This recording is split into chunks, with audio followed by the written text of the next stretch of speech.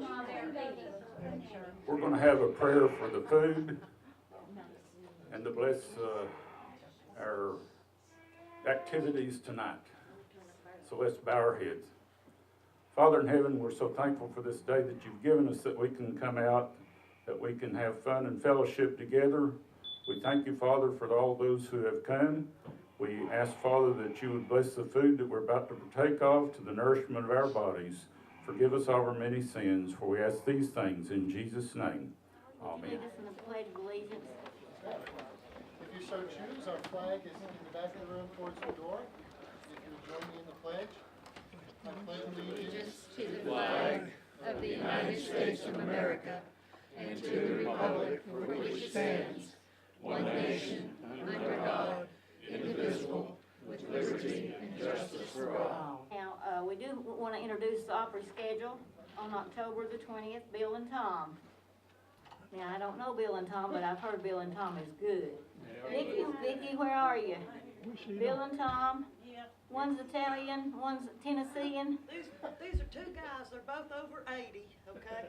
Well, one of them is, I don't know about the other. One's 93. One's 93. 93 Yeah. We heard them. and 87. Aren't they something? They are good. They are fantastic. The guy from New York, he's Italian, one of the older, plays mandolin like I've never heard it play, really. He's just awesome. And they wear their cowboy hats. You'll see it on Facebook. I think they're going to be a real hoot. Yeah, it is. Okay, I want to introduce our newest members. We're so pleased to have so many members within a 2-week period. We've got Tilford Harrell. Is Tilford here? Janie Horn, I think I got her working outside, and Sandra Horn. Niles Zonks is on vacation. Randy Carrier, is he here? Raise your hand. And Lee White, where are you, Lee? He's over there in the bushes on the last bench. And Howard Steed, he's hiding over here beside the tobacco and the sheep. Okay, congratulations. Now, Ed Bowman is going to introduce our program, but I wanted to go ahead and tell you that be sure to remember November the 19th at the Boones Creek Christian Church Chapel. We'll have our cover dish dinner, and David Hagel will be presenting the Tennessee Volunteer Legacy. So we'll have a covered dish dinner, and it's a Thanksgiving feast from the honor of our veterans. So Edward, would you go ahead and introduce our guest? I will. I want everybody to look over here on this wall. Right here, about 6 weeks ago, I told you about the Keefauver brothers. One of them, Weldon, and he had a son named Billy Joe, and Billy Joe had 4 daughters. Now, he was a dairy farmer. One of his grand champion cows here, and here he is with his wife and 4 daughters and 1 son-in-law there. The second daughter right here is our speaker tonight, Rebecca Keefauver Alexender. Becky Joe is what I've known her as. I've called her Becky Joe all my life. She is a wonderful, wonderful storyteller. She does a lot of religious tales, a lot of historical things, and tonight she's going to be telling us a true story of Boones Creek. So put your hands together and welcome Rebecca Keefauver Alexender.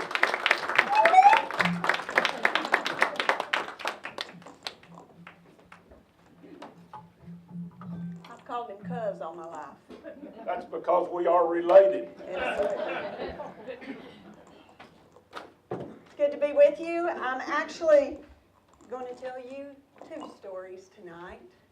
And one is actually 3 stories in one. So, but I promise I won't go over my time limit. They told me I had 45 minutes, and I don't think I'll go over that at all.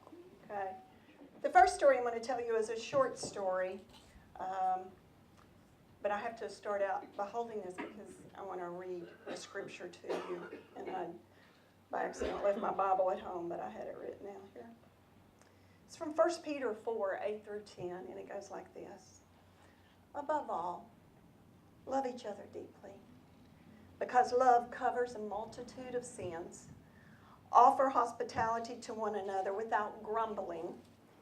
Each of you should use whatever gift you have received to serve others as faithful stewards of God's grace in its various forms.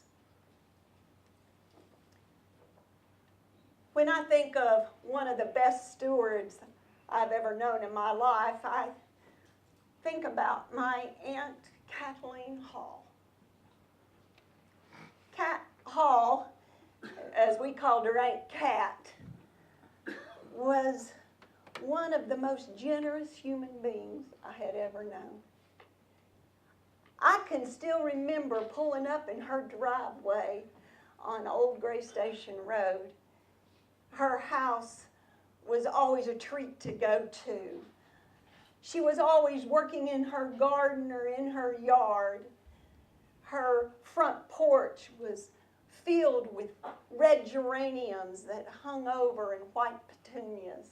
Around the corner of the house was rose bushes, and in the back of the house was a huge garden. One of my favorite memories of her was pulling up one day, and she came out of the garden. She was as tan as cocoa. Her hair was in ringlets. She wore it very curly, and it was moist from the humidity and the heat. And the ringlets dripped of sweat. She was in a two-piece outfit. It was a yellow swimsuit top and a pair of shorts. And she got out, she was carrying a huge basket of cantaloupe, a bushel basket of cantaloupes that she had grown in the garden. And she set those down right in front of me, and she reached in her bra top and she pulled out a handkerchief and dabbed her forehead and said, "Whoo, doggies, it's hot out here." And I was always amazed because she took that handkerchief and stuck it back in that top, and I could never figure out as a child how she got anything out of there and back in again. Because she was a fleshly woman. And then she looked at me and she said, "Let's go inside and let's eat us one of these cantaloupes and cool off a bit." Well, she reached down in that bushel basket and she pulled out a cantaloupe that was really ripe. You know, just already had a little crack in it. And she went in the kitchen and she scooped out, cut it in half and scooped out the seeds, and she handed it to me, the half, with a spoon. And I started eating and juice was dripping off my chin, and she said, "It don't get any better than that, does it, cutie?" And I said, "No, ma'am, it doesn't." Now, Aunt Cat didn't just grow cantaloupes in her garden. She grew lettuce and cabbage and onions and corn and beans. She grew zucchini and yellow squash. And she needed it because she fed a lot of people.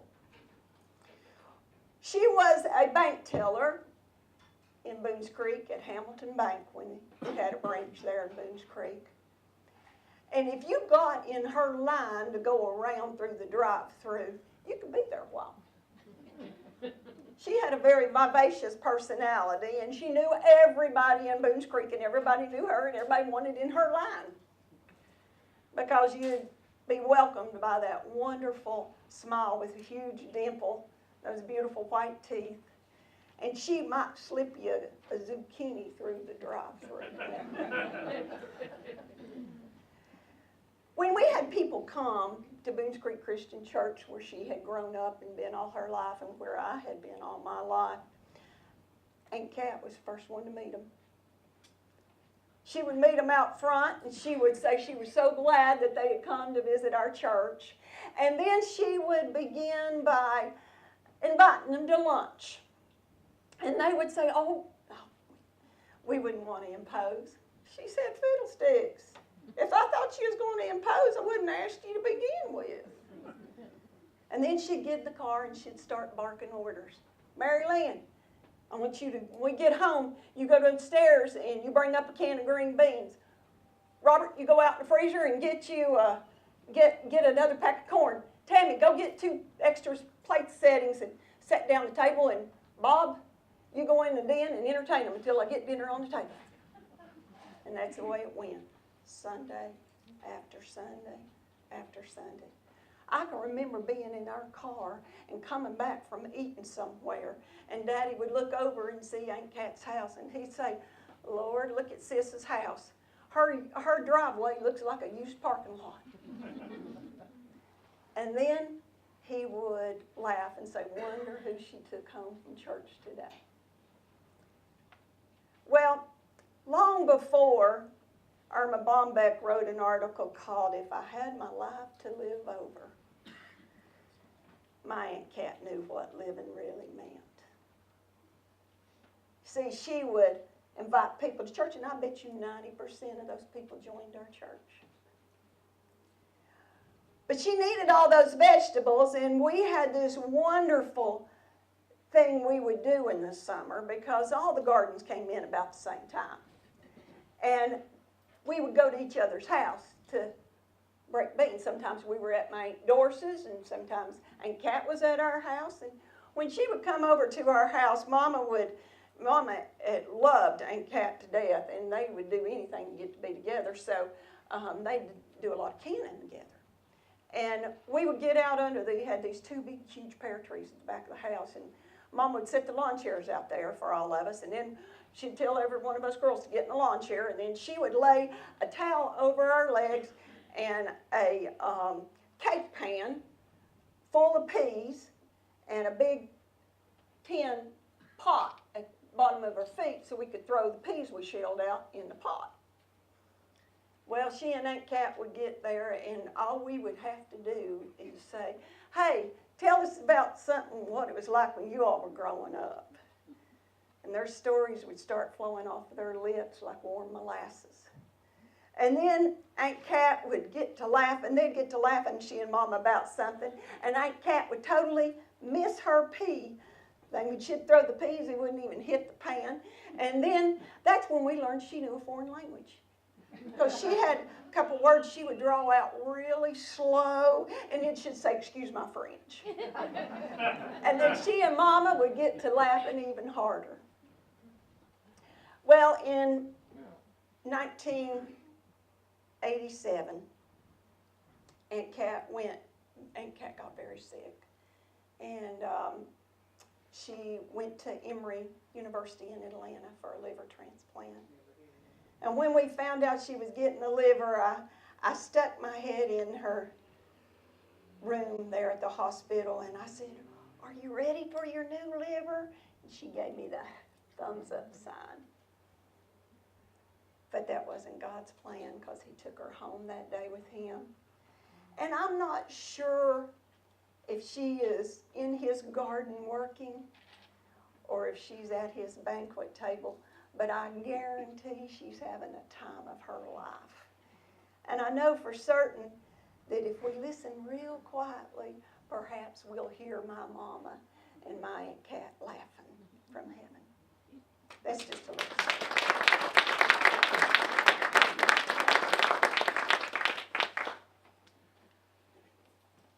Babies, babies, babies. That must have been all Dr. Joseph Clark knew about. Because if he wasn't delivering them, he was making them. 13 to be exact. Oh my goodness, what a man he was. Best doctor around here, delivered every baby born from 1880 to 1920 in Washington County, Tennessee. From 1880 to 1920, and we'll make sure you all figure that. He delivered every baby in Washington County. And he had a sidekick and a favorite mode of transportation, which was his horse Cleveland. Now, I know most of you have heard about Cleveland, but Cleveland was the most well-known horse in this part of the country during that time. Everybody knew about Cleveland.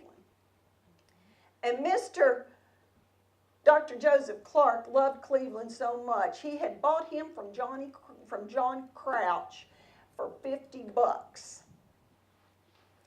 And they became fast friends. Said Dr. Clark, he would just go out in the field and he would yell at Cleveland, and Cleveland would come running, look him right in the eye, lay his head on his shoulder. Dr. Clark would rub him a little bit, and then he would saddle him up or hook him up to the wagon. And off they would go to some part of Washington County. Cleveland knew how to get back from anywhere he was. Dr. Clark could fall asleep at the reins sometimes because he was exhausted from being up half the night. And he'd just relax those reins and old Cleveland would find his way home. He'd wake him up when they got there. Or he'd drop the reins in the buggy and the same thing. Cleveland knew how to come. Everybody in the community knew Cleveland. Everybody did. In fact, a lot of people would see Cleveland coming and they'd feed him because there wouldn't be a rider on him, you see. And they knew that Dr. Clark was somewhere because what Dr. Clark did was, if he was going to be stuck with a family all night long, he would slip a little note in the saddlebag so that Cleveland would take it home. And then when it got to the house, Susan, which was Dr. Clark's wife, or Sooty as they called her, would get in that saddlebag and then she'd find out where her husband's whereabouts were. But everybody loved Cleveland. And oftentimes when Dr. Clark would come home, he would get in a snowstorm. And so by the time he got back to his house, his leggings were stuck to the saddle of the horse. His youngest son, Edgar, was in charge of taking care of Cleveland. Edgar was a farrier, so he could put new shoes on Cleveland anytime he needed him. But he could also brush him and comb him, he fed him, he watered him, he took care of him. So when his dad would arrive home on that horse, all he had to do was climb off and go inside, and Edgar would take care of Cleveland. There were times when Edgar had to pull the icicles off of Cleveland, take him in the barn, put blankets around him to warm him up because he was frozen, feed him, and then make sure he had fresh straw to lay in. Well, Dr. Clark had that horse for 20 years, riding him, main form of transportation everywhere he went. And so he put him in the field after 20 years of loyal service, and he lived another 14 years, that horse did. And when he died, that was probably the saddest day in that family's life, because they had lost a member of their family, really. And they all grieved so when he was gone. Well, Edgar kept on doing his farrier business and stayed really quite busy with it. And he fell in love with a girl by the name of Maggie Shipley. And he married her. And it wasn't long until they realized that they couldn't have children. And that was such a huge disappointment to them. You know, can you imagine being one of 13 and being told you can't have children of your own? Or being one of 12. Maggie was one of 12, and he was the youngest of 13. And so they were just heartbroken. People started saying to Maggie, you're really not going to go down there and adopt somebody's kid. You don't know. Why, anybody'd leave their child in an orphanage. What kind of people are they? And their offspring's going to be just about like them. Well, she had heard those words so much, she could have quoted them. But she didn't let them bother her. Maggie wasn't much to really worry about what people thought of her. And anything that was said, she'd let it go in one ear and out the other, never taking root. And she and Edgar decided a long time ago that if they couldn't have their own children, then there was a reason for it. God probably had a child that he needed them to raise and to love. And so they put those naysayers behind them, and they headed to Knoxville, Tennessee, to the home called the Home of Foundlings Children, an orphanage in Knoxville. Their first child they brought home was Bobby. He was a beautiful little blonde-headed boy. And the community just welcomed him, and oh, he was the apple of everybody's eye. So when he was 2 years old, Maggie and Edgar decided to go back to Knoxville to go get another baby. Everybody was really excited in the community. They poured out at their house while they were gone, all out on the front porch and down in the yard. They had raw chicken and dumplings and country ham and all kinds of vegetables and pies and cakes like you saw out here tonight. That was normally what we did in Boones Creek.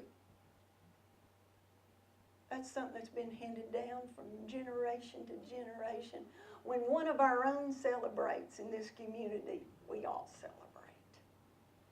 They had all kinds of baby blankets and baby booties and smock dresses for that new little baby that was going to come home.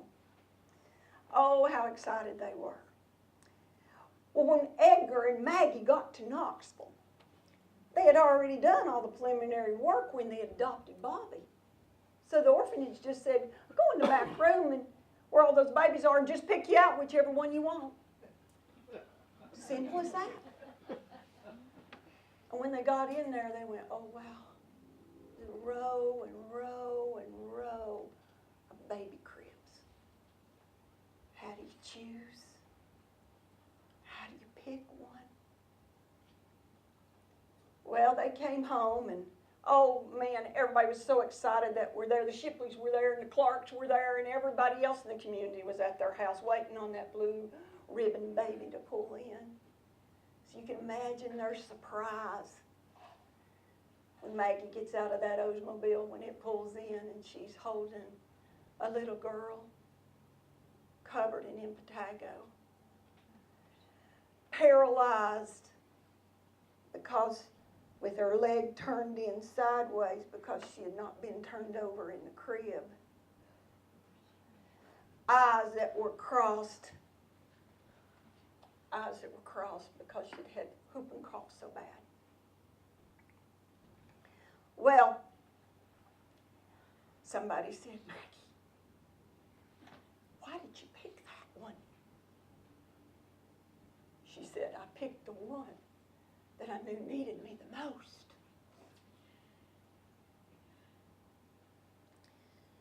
Well, they said, well, what are you going to name her? And Maggie said, well, they called her in Knoxville Nancy Ellen, but I'm going to name her Nancy Margaret Clark. And she did it with such pride that everybody just smiled and laughed.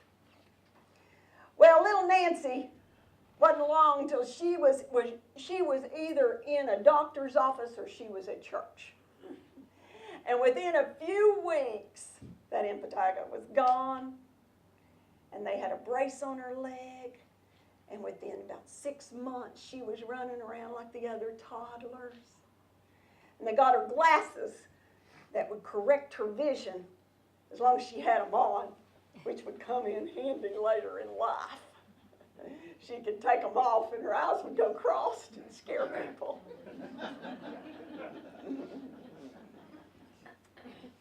But she was loved beyond all measure.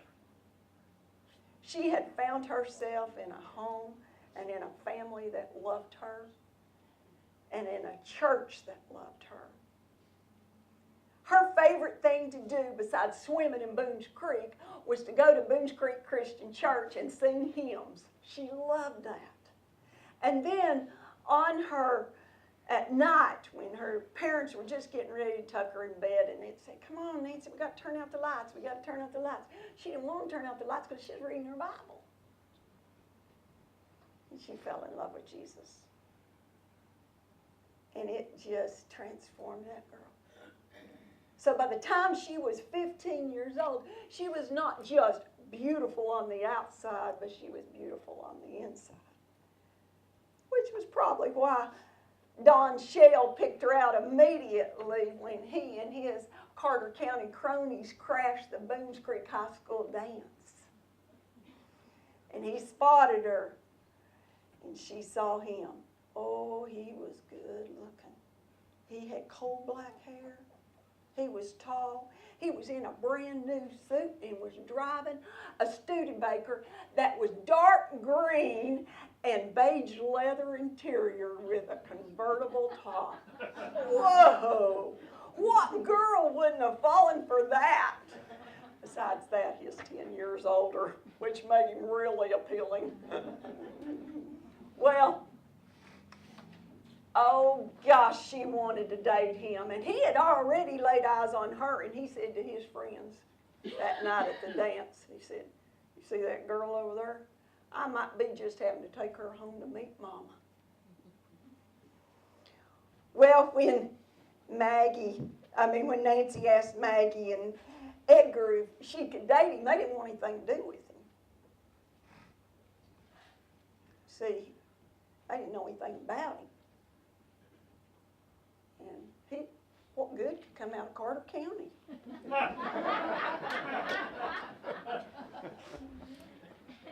He had grown up in the recesses of Carter County, back in the hollers, and he was a little boy. There wasn't much money, and they would play marbles on the only dirt road there was that went around Buck Mountain in the flat spot. And they would play there until they'd hear a car coming. Now, there wasn't many cars back then. And when one was coming, they knew it because they could hear it coming through the holler. And they would gather up their marbles and get off onto the side of the road, and then they'd wave at the car going by and hoped he waved back at them, you know. One day, 5 little boys gathered, and they were playing marbles, and Don Shell was 6 years old at the time. They heard a car coming, and it was going faster than they'd ever heard a car go before. It was a taxi cab going to Asheville, North Carolina. And it was flying. And they all got their marbles, and they almost all got off the road except for Don. And the car hit him, and he lost his leg that day. His mama Nola about lost her mind. But it didn't bother Don Shell. He figured out a way to make it work. He had made himself a crutch out of wood.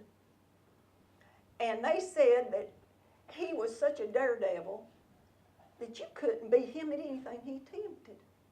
And this was before the Shriners got him a leg, because the Shriners did get him a leg eventually. But before then, he would make do on that crutch. They said that he would play basketball and even challenge 2-on-1.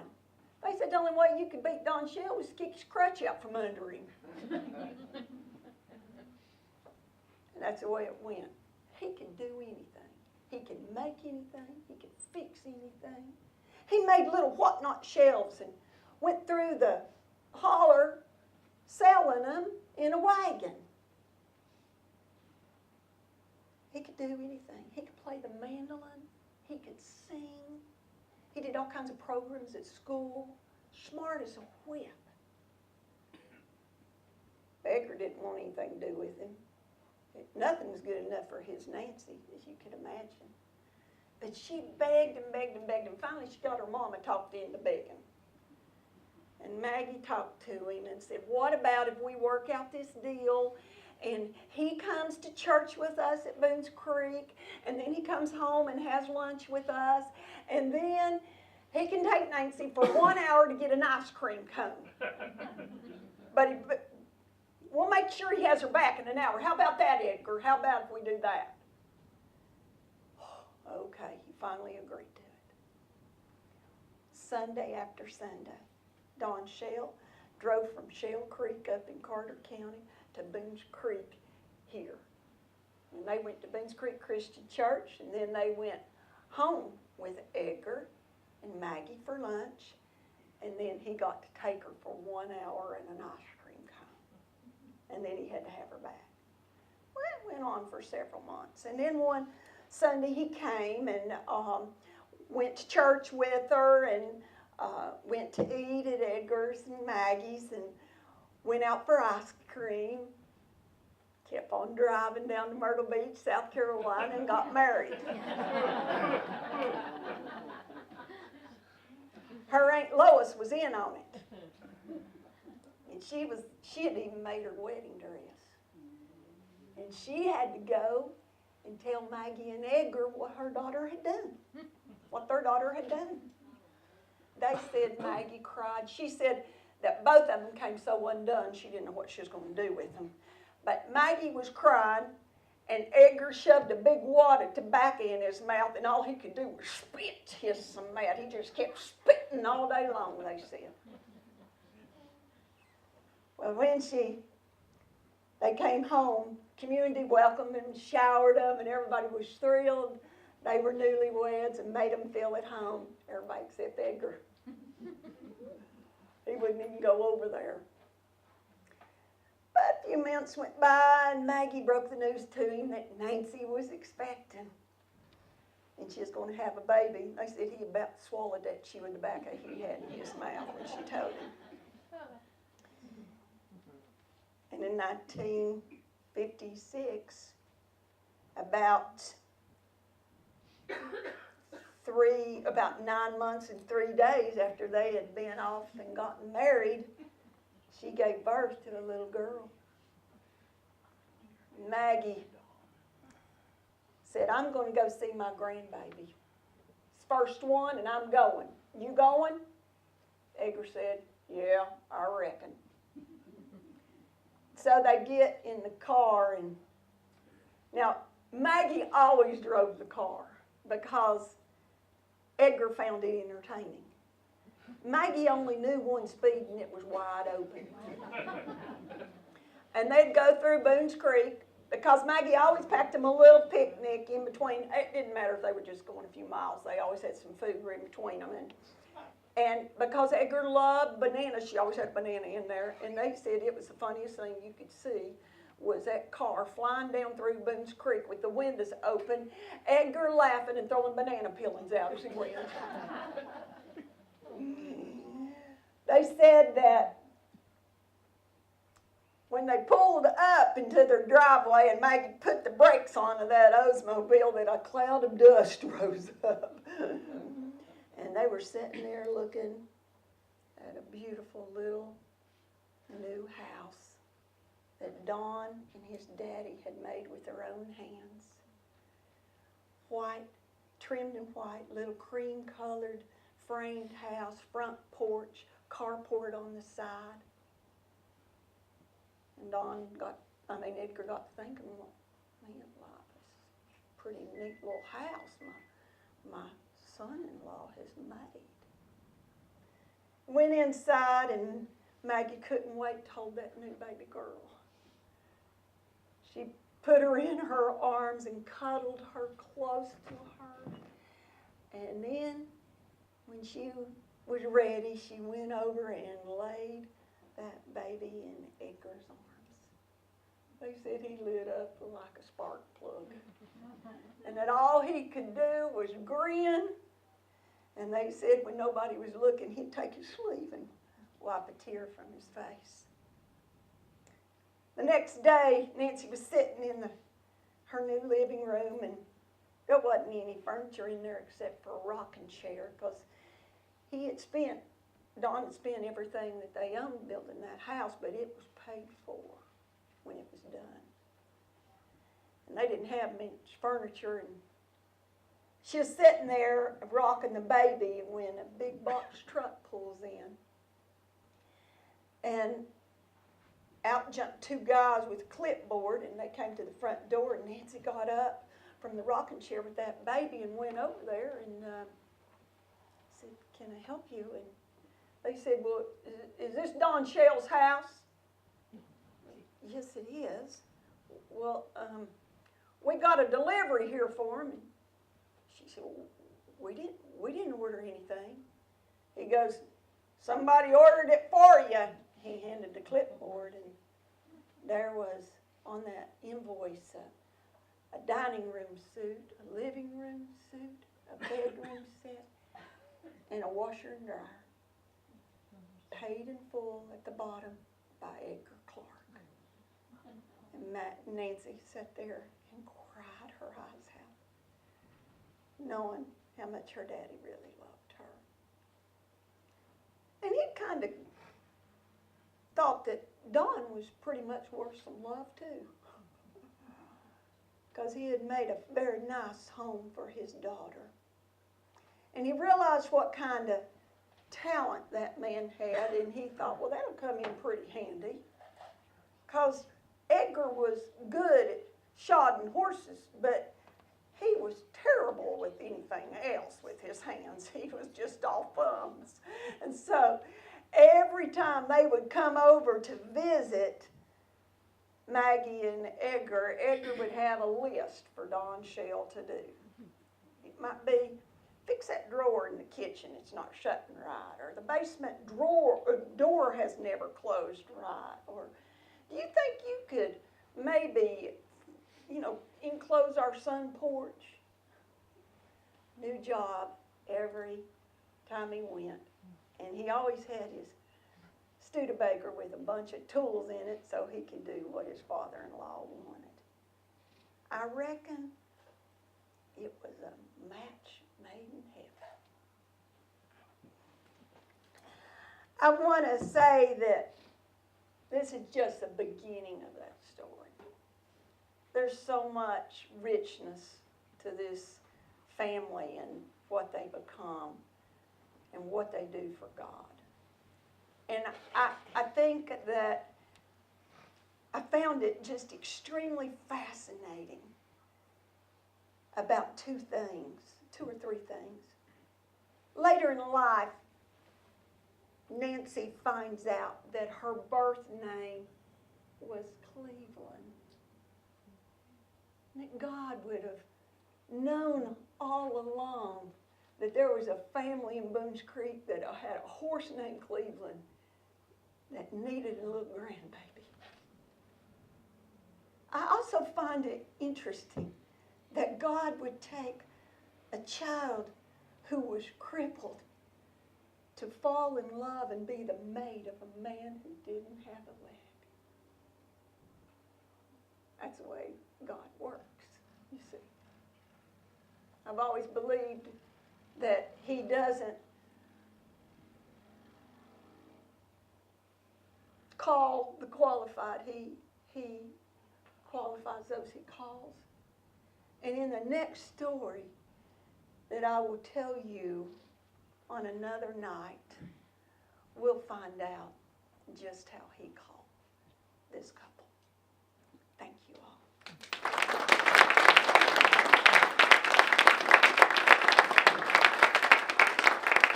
I need to tell you that that story is Vicki Shell's story.